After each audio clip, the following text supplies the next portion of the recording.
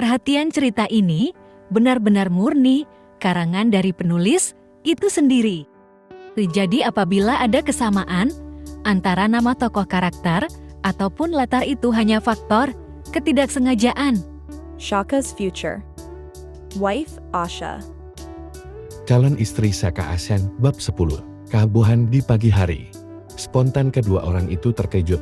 Si cowok pun refleks mendorong perempuan itu hingga jatuh tersungkur.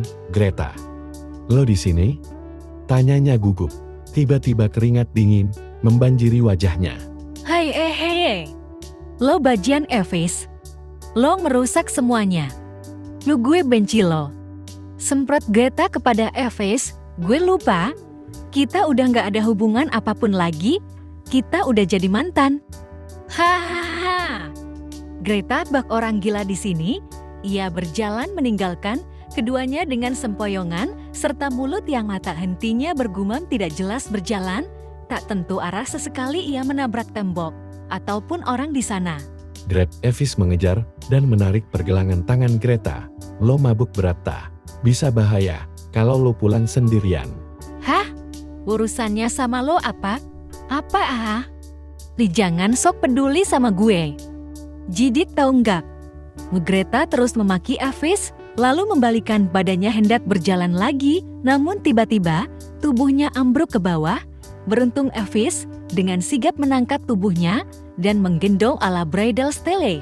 Waktu terus berganti dari detik ke menit ke jam, dan hari ke hari. Setiap perubahan kecil seperti matahari yang perlahan turun di ufuk barat atau angin malam yang mulai berhembus adalah pengingat halus bahwa waktu tak pernah berhenti menunggu. Pagi ini di kota Jakarta untuk pertama kalinya setelah musim kemarau, turun hujan yang cukup deras membasahi dedaunan dan menciptakan aliran tipis di sepanjang jalan. Langit kelabu menyelimuti sinar matahari, membuat suasana terasa tenang dan damai. Udara terasa lebih sejuk, segar dengan aroma khas tanah yang basah. Dari jendela, terlihat rintik-rintik air yang perlahan jatuh. Sesekali tertahan di kaca sebelum mengalir ke bawah. Suara gemericik hujan menciptakan irama lembut, seperti musik yang menenangkan, sementara orang-orang berlindung di balik payung atau mantel tebal. Pagi itu terasa lebih hangat. Dengan kehadiran hujan, seolah mengundang siapapun untuk sejenak melambat dan menikmati momen hening ini. Sayang, baju seragamku mana? Sayang. Dalamanku mana? Sayang.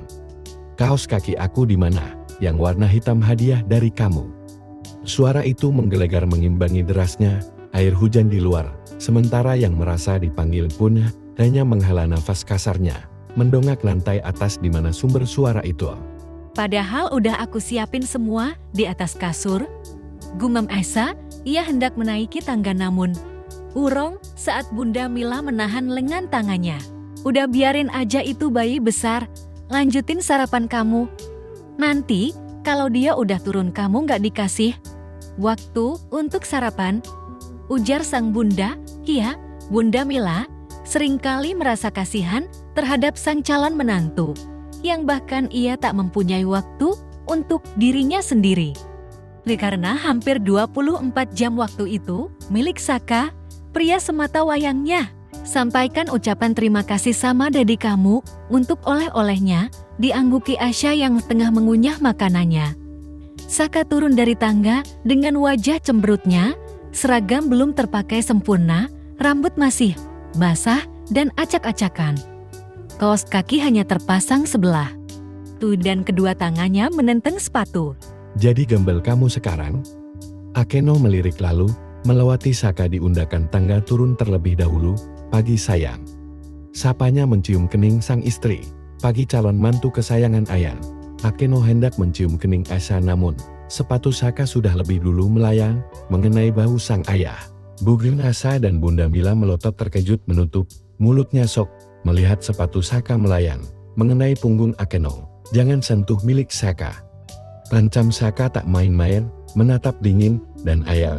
Ia lalu berjalan, mengambil sepatu itu, dan duduk di sebelah Asa. Panak kurang ajar. Teriak Akeno geram. Keduanya saling menatap tergambar jelas dari bola mata mereka memantulkan cahaya api yang membara. Sebelum rumah ini roboh karena dua orang itu, Bunda Mila segera melerai keduanya. Pagi ini Bunda nggak mau melihat kalian berdebat. Cepat sarapan sebelum kalian benar-benar terlambat. Titah ya kepada dua manusia itu. Asa dan sang Bunda sudah selesai sarapan. Tinggal menunggu Akeno dan Saka.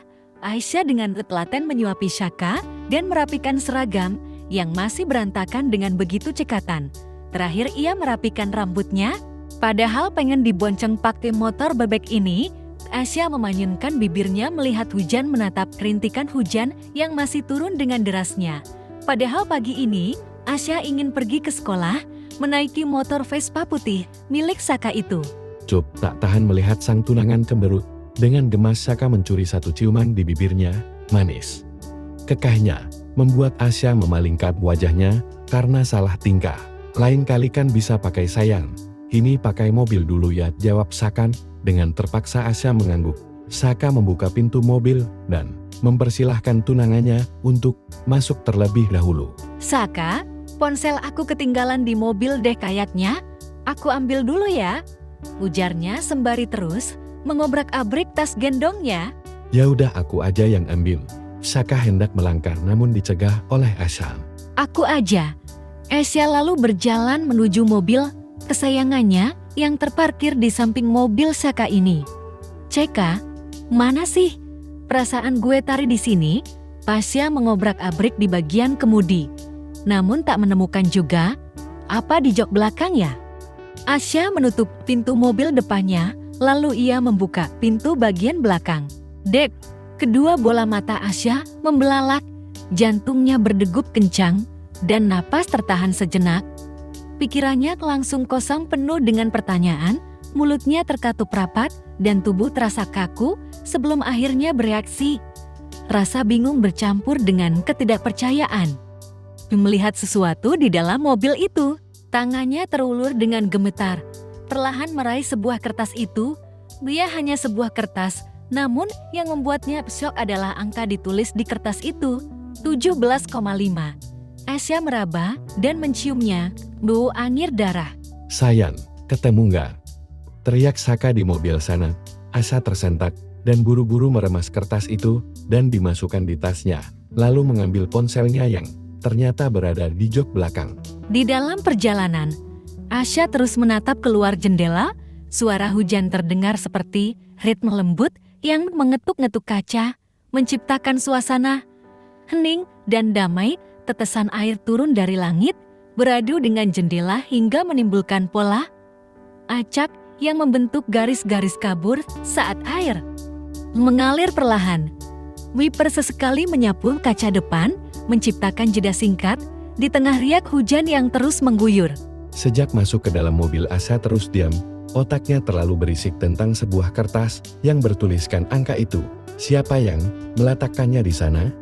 Siapa orang itu? Tujuannya apa? Maksud dari angka itu? Yang sayang. Hingga panggilan ketiga baru, Asya menoleh dengan wajah terkejutnya. Ya Syak, kenapa? Butuh sesuatu? Kamu kenapa sih? Sejak tadi kenapa murung? Marah, karena nggak aku izinin berangkat pakai motor. Asya hendak menggeleng, namun terpaksa mengangguk. Jawaban yang aman untuk dirinya saat ini.